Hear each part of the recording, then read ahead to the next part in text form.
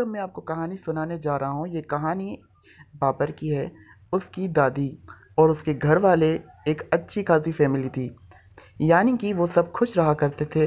बाबर को जो चीज़ चाहिए होती थी वो उसे दिला देते थे। बाबर एक पढ़ा लिखा कुरान पाक का हाफिज था और ये उसकी फैमिली वाले थे। पर बाबर की एक बड़ी बहन थी जो बिल्कुल भी कुरान पाक या फिर वगैरह नहीं पढ़ती थी। वो सिर्फ गाने सुनना, सॉन्ग सुनना, नई नई फिल्में देखना, फिर गलत किस्म की बातें करना, इनमें बहुत ज़्यादा खुश रहा करती थी। वो कहती थी कि जैसे जीना है वैसे जियो, ज़िंदगी का क्या भरोसा, ज़िंदगी कब ख़त्म हो जाए। उसकी बहन बहुत बुरी थी, हर बात पर लोगों से लड़ती रहती थी बिना किसी लॉजिक के। अगर कोई उसे ना लड़े तब भी वो उससे लड़ा करती थी। वो हर बार लड़ा करती थी। उसके घर के सारे बड़े सदस्यों ने उसे समझाया पर वो कभी नहीं मानी। उसके फादर ने उसे उनके फादर सलमान खान ने कहा कि अब ये बहुत हरकतें हो गई हैं, अब तुम सुधर जाओ। कम से कम 5 वक़्त नहीं पढ़ सकती तो 1 वक़्त तो नमाज़ पढ़ो और कुरान पढ़ना भी सीख लो। ये तुम्हारे आने वाले वक्त के लिए बहुत अच्छा है और क़यामत के दिन काम भी तुम्हें कुरान आएगा। यहाँ की ये चीज़ें काम नहीं आएंगी, ये चीज़ें पूरी ज़िंदगी थोड़ी तुम्हारे साथ रहेंगी। और तुम्हें जो रातों को डरावने ख्वाब आते हैं ना, वो भी वरना बंद हो जाएंगे। पर वो कहाँ सुनने वाली थी अपने अब्बू की बात। तो सलमान खान ने अपने बेटे बाबर से कहा कि ये तो बात सुन ही नहीं रही, तुम ही इसे समझाइए, तुम्हारी बहुत सुनती है। उन्होंने बाबर से कहा। तो बाबर ने कहा कि ठीक है, मैं अपनी बड़ी बहन को समझाने की कोशिश करूँगा। तो उसने कहा अबू ये बात मेरी भी नहीं सुनेगी, उसे खुद को ही समझना पड़ेगा, उसे दुनिया में खुद ही आगे बढ़ना है, मेरे समझाने से कुछ भी नहीं होगा। बस अल्लाह पर रखकर मैं नमाज में ज़रूर उसके लिए दुआ करूँगा कि अल्लाह उसे हिदायत दे और अल्लाह ताला एक दिन ज़रूर उसे हिदायत देगा। ये कहा। और अब आपको मिलाते हैं जो घर की सबसे बड़ी शरारत लड़की है, जो किसी की बात नहीं मानती थी और एक छोटी सी जॉब भी किया करती थी। बहुत ही ज़्यादा खुद को ऐसे ही अजीबोगरीब कपड़े पहना करती थी और खुद को खूबसूरत समझा करती थी। ये समझती थी कि दुनिया में तो जो कुछ है बस हवस परस्ती ही है। ये किसी की बात नहीं मानती थी, सिर्फ अपने ही स्टाइलिश में खुश रहा करती थी। ये ना ही नमाज ज़िंदगी में पढ़ना, ना कुरान पाक पढ़ना। उसको छोड़कर बाकी सारे काम टाइम पर करती थी। खाना खाती थी, बाथरूम में टाइम को जाती थी, हर काम टाइम से किया करती थी। बस सिर्फ नमाज को और कुरान को टाइम नहीं दिया करती थी। और रोज़ों की तो पूछो ही मत, वो तो रखा ही नहीं करती थी। सिर्फ खाने पीने से इतना लगाव था, कहती कि एक दिन भी खाना ना खाऊं तो मैं तो मर जाऊं। ये बस ऐसी ऐसी बातें करती कि सारे घर वाले इससे परेशान थे। इसकी शादी भी होनी थी पर अभी ये थोड़ी सी कम थी एज में, इसलिए इसकी शादी नहीं हो रही थी। इसकी शादी जल्द होने वाली थी, 2 साल में जल्दी 20s की हो जाती और फिर इसकी शादी हो जाएगी। पर अभी ये थोड़ी छोटी है, इसी के लिए इसकी पढ़ाई यानी कि ये जॉब करती है तो उसमें एक ग्रेड इसे चाहिए, उसके लिए इसे अभी शादी करने का टाइम नहीं है। तो इसके अबू जान ने कहा कि तुम ठीक है, तुम काम करो पर कम से कम लोगों से लड़ा तो मत करो, तुम फिजूल में सबसे लड़ा करती हो। तो इसने कहा कि अबू जान मैं कहाँ लड़ती हूँ, हर कोई खुद ही लड़ता है। आप लोग सब मुझे ही डांटते रहते हैं, मुझे ही बुलाते, बस गंदी गंदी बातें सुनाते रहते हैं। क्यों मेरे साथ इतनी बदतमीजी आप लोग करते हैं, मैंने क्या किया है। कम से कम बस जो अगर नमाज नहीं पढ़ती तो सब कब्र में खुद जाएंगे, आप थोड़ी मेरे कब्र का हिसाब देंगे, मुझे खुद हिसाब देना होगा ना। तो वो तो मेरी मर्ज़ी है कि मैं किसी की बात मानूं या ना मानूं। मुझे बस ऐसे ही जीना बहुत पसंद है, मैं कोई और काम नहीं करना चाहती, मैं पूरी ज़िंदगी ऐसे ही ज़िंदगी गुजारना चाहती हूँ। तो फिर एक दिन एक दिन जब ये अपने घर से निकली, ये अपनी फ्रेंड सलमा के पास गई। सलमा कुरान पढ़ी लिखी और 5 वक़्त नमाज़ पढ़ने वाली और सारे रोज़े रखने वाली एक बहुत अच्छी खातून थी, जो कि हिजाब में ही घूमा करती थी बाहर और अच्छी अच्छी बातें किया करती थी। पर इसकी जो फ्रेंड थी आयशा, वो कभी इसकी बात नहीं माना करती थी।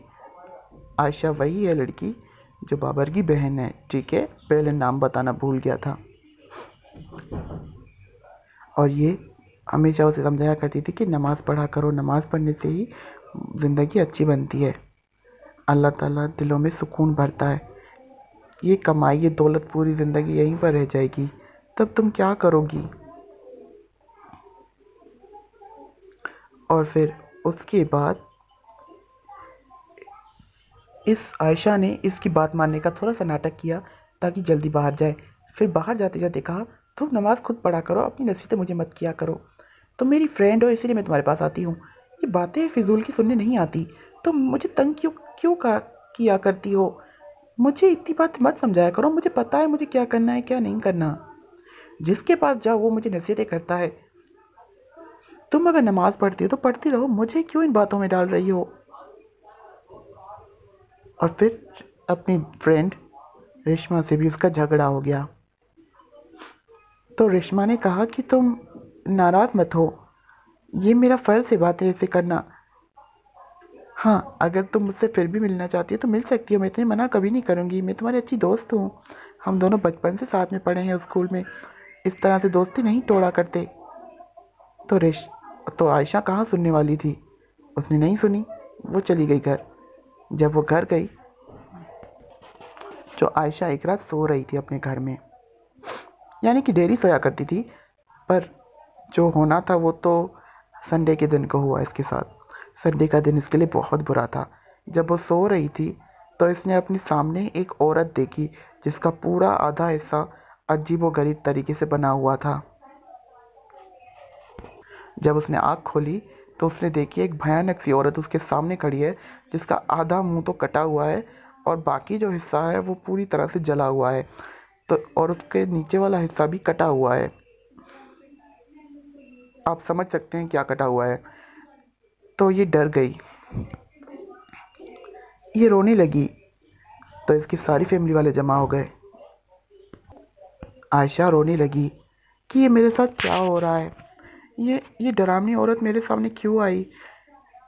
तो ये बहुत डिप्रेस हो गई। अब तो जॉब पर भी नहीं जा पा रही थी, इतनी ज़्यादा परेशान हो गई थी। अब तो हर अगले दिन उसे ये चुड़ैल दिखाई दे रही थी।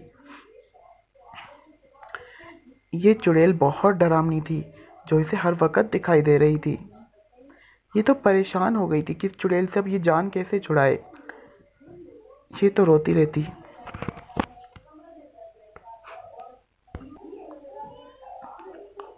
तो उसके अब्बू ने कहा, कोई बात नहीं, तुम बहुत ज़्यादा डरावनी फिल्में देखती हो ना, इसीलिए तुम्हें ये सब चीज़ें दिखाई देती हैं।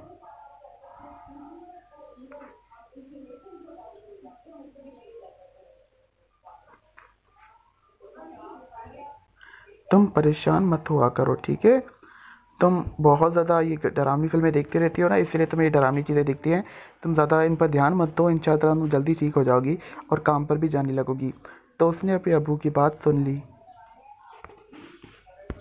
तो फिर उसके भाई बाबा ने उसके ऊपर एक दुरूद शरीफ पढ़ा।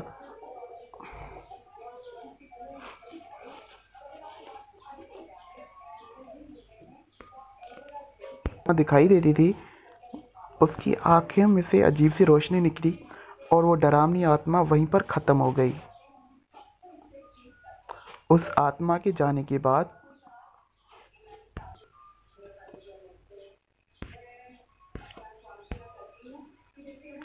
उस आत्मा के जाने के बाद यानी कि जब रेशमा सो रही थी और बाबा ने दुरूद शरीफ पढ़ लिया था, तो फिर उसी वक्त जब वो चुड़ैल उसके सामने आई, अजीबोगरीब आत्मा जिसके नीचे का हिस्सा कटा हुआ था और आंखों में से अजीब सी रोशनी निकलती थी, यानी कि पहले उसकी आंखें अजीबोगरीब थी, पर तभी जब कुरान शरीफ की एक सूरत यानी कि दुरूद शरीफ पढ़ा तो फिर अचानक उसकी आंखों में से एक अजीब सी रोशनी निकलने लगी।